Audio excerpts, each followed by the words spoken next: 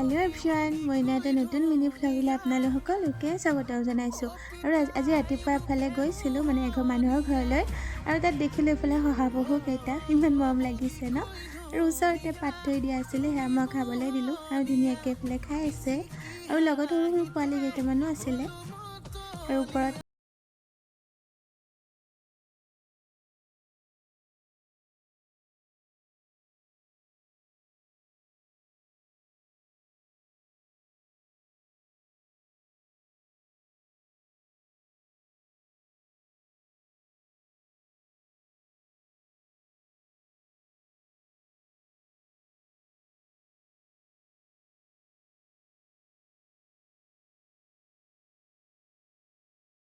তিল পিঠা নাৰিকলৰ লাড়ু তিলৰ লাড়ু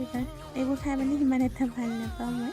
তাত ধুনীয়াকৈ চাহ তাহ খালোঁ আজি মিনি ভ্লগটো ইমান আছিলে বাই